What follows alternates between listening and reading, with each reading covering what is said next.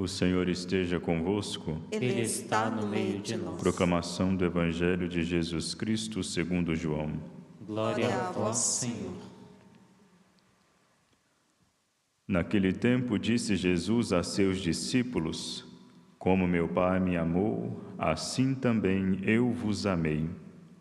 Permanecei no meu amor. Se guardardes os meus mandamentos, permanecereis no meu amor, assim como eu guardei os mandamentos do meu Pai e permaneço no seu amor. Eu vos disse isto, para que a minha alegria esteja em vós e a vossa alegria seja plena. Palavra da salvação. Glória a vós, Senhor.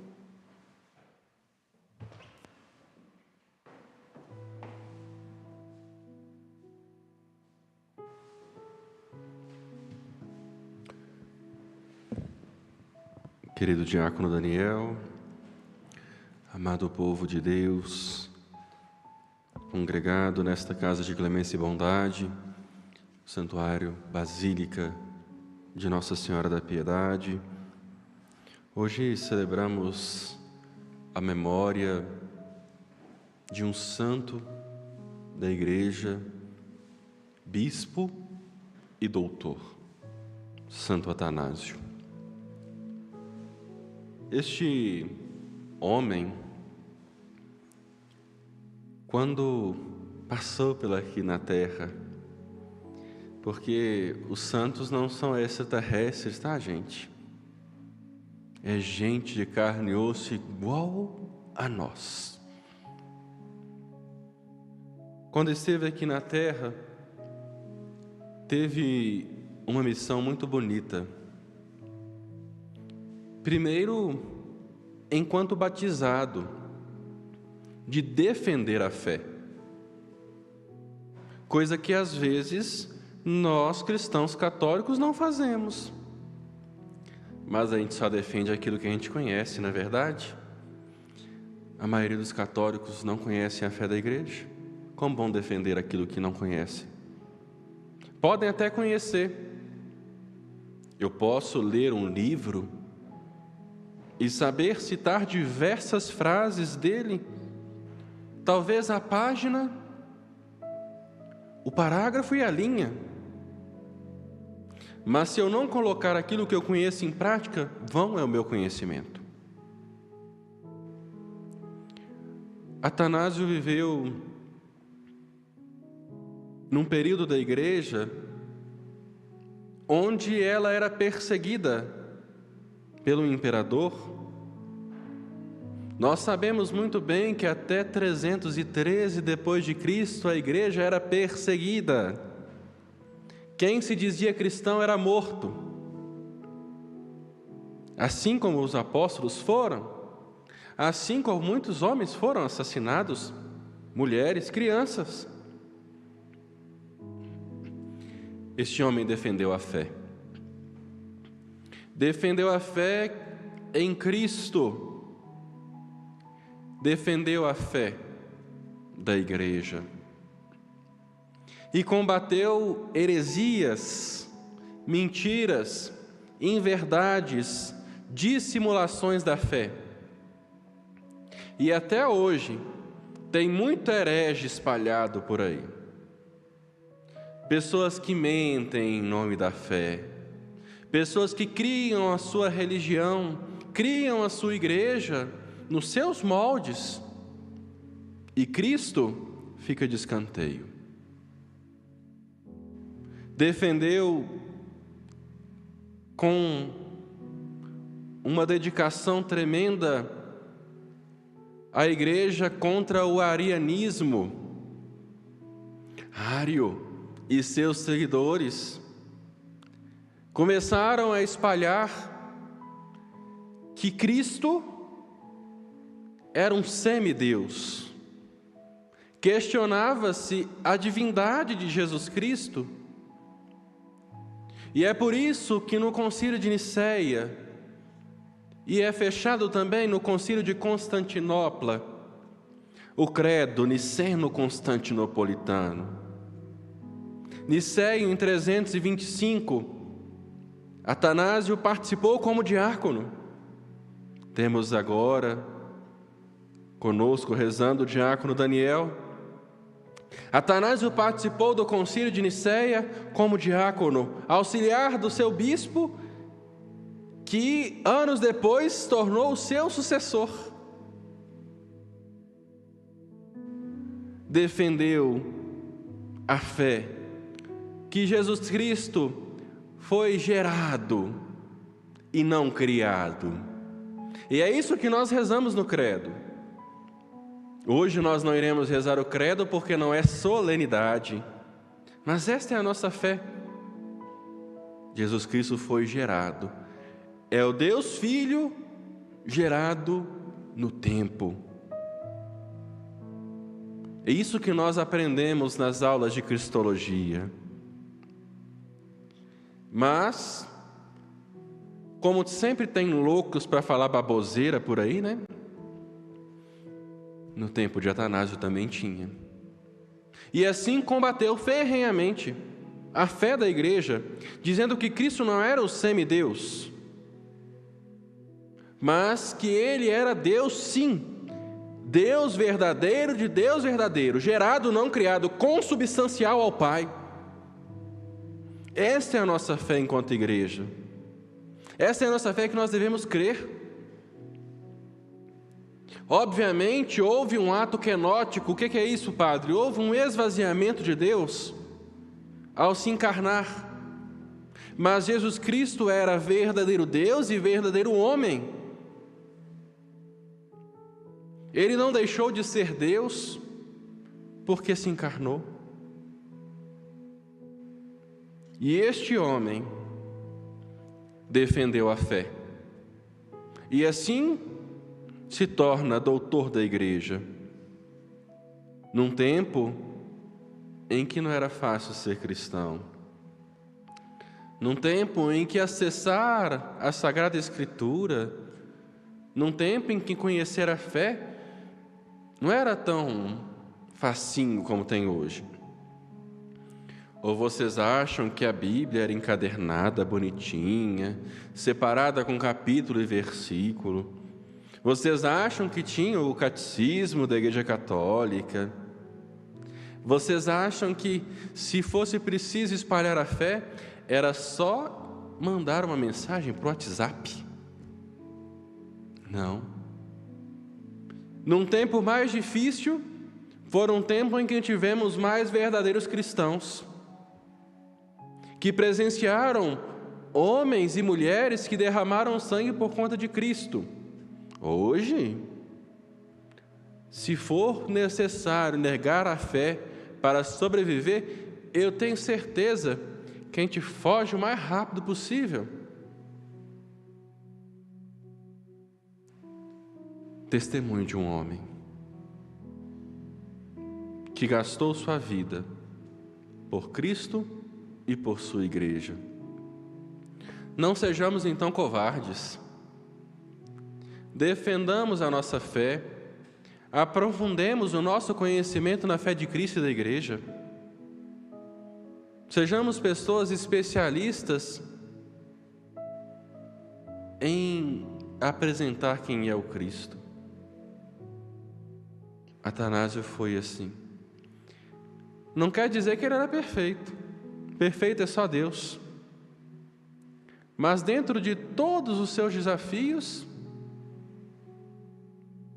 ele escolheu combater a mentira para que a verdade prevalecesse.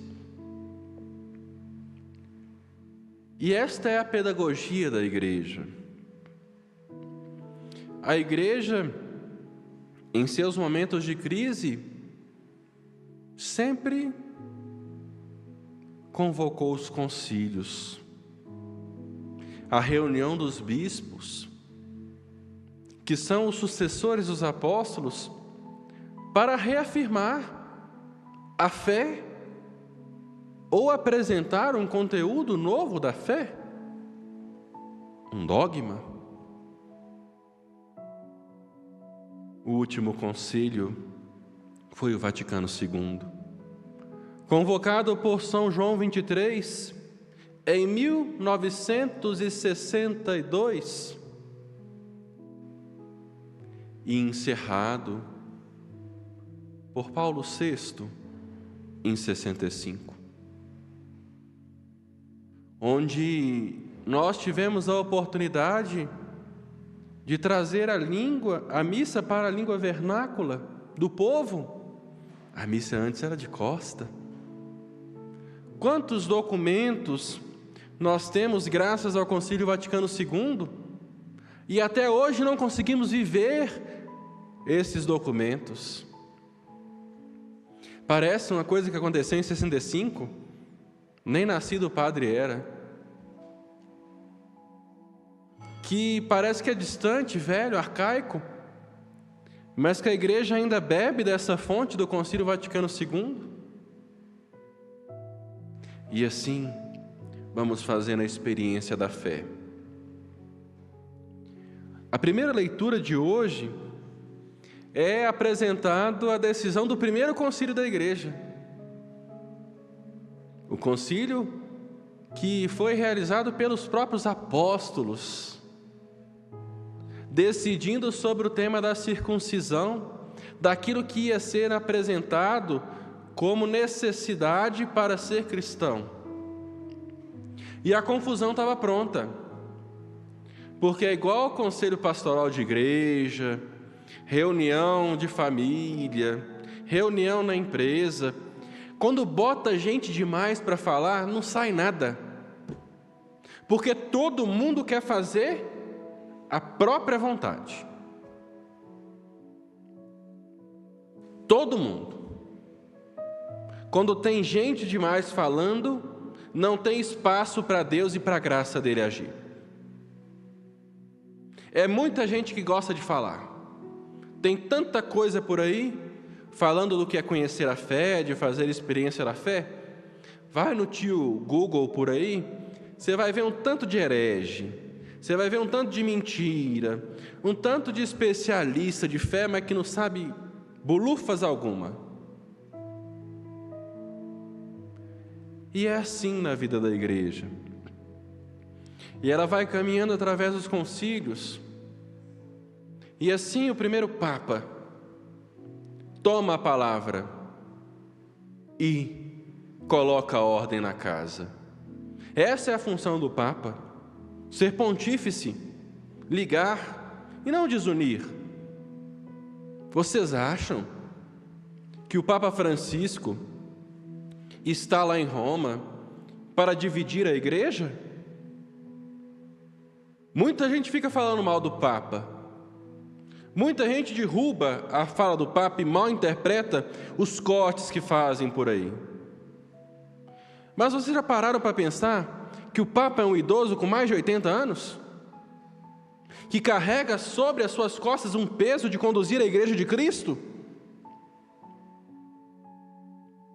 Vocês acham que Pedro, nessa leitura de hoje, vocês acham que Pedro era uma criancinha? Era um novinho?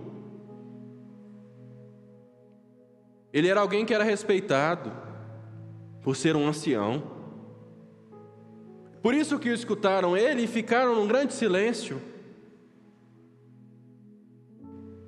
O Papa deve ser aquele que liga a igreja militante, peregrina, a igreja triunfante, o céu. Ele senta na cadeira de Pedro não para mandar e desmandar, mas para manter a unidade da igreja, que muitos, como por exemplo no tempo de Atanásio, Ário queria destruir a igreja.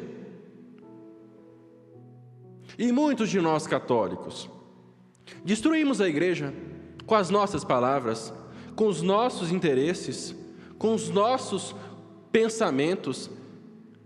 Você não tem nem 90 anos, a igreja tem mais de 2000. Quem que você acha que você é para querer destruir a igreja? Para querer questionar? Não estou dizendo para a gente viver igual burrinho de viseira, mas tem muita gente que questiona as coisas sem fundamento, sem entender. porque o Zé da esquina falou e eu vou e repito, igual maritaca. Pedro levanta a voz e fala, junto com Paulo e Barnabé, a igreja acolhendo novas pessoas vindas do paganismo. Vocês acham que é função da igreja excluir as pessoas? Não. Função da igreja é salvar a alma de cada um de nós. Mas ser cristão não é viver no oba-oba, né? Tudo na vida tem escolha e tem consequência. Hoje, ser cristão exige que nós vivamos um tipo de vida. Não precisamos mais, os homens, ser circuncidados. Não precisa-se mais viver tal e tal costume. Mas de que adianta dizer que é católico e se portar como pagão aí fora? Acolhendo e colocando o paganismo dentro da igreja, não tendo respeito pela liturgia, não tendo respeito pelos ministros da liturgia. Nós vamos empurrando as coisas com a barriga e cada dia, dependendo da situação, muita gente quer realmente acabar com a igreja, mas não vai acabar. Porque quem quer acabar com a igreja, tenho certeza, vai morrer, porque a igreja permanecerá, porque ela é de Cristo. E nem as portas do inferno vão prevalecer contra ela. Defendamos a nossa fé. Façamos a experiência com Cristo, não um Cristo moralista, não um Cristo que julga e que recrimina todo mundo, mas façamos a experiência do Cristo que nos acolhe do jeito que nós somos, mas que faz como fez um dia com aquela pecadora caída. Alguém te condenou? Não, Senhor. Eu também não te condeno. Vá e não peques mais. Pois aquele que realmente faz a experiência com Cristo, converte o seu coração e se torna uma nova pessoa. É isso que foi narrado nos Atos dos Apóstolos, nesse primeiro concílio de Jerusalém. A acolhida das pessoas, mas o processo de inseri-las no caminho do Cristo. E não no caminho do padre, não no caminho do bispo, não no caminho do papa, mas no caminho do Cristo. Porque o padre é discípulo, o bispo é discípulo, o papa é discípulo. Todos somos discípulos. Há um só mestre, Cristo. Será que nós realmente conhecemos a Cristo? Será que nós realmente conhecemos os ensinamentos da igreja? Os ensinamentos da igreja não são uma camisa de força, mas aquele que escolhe seguir a Cristo se torna livre, porque nele nós temos vida, nele nós somos livres.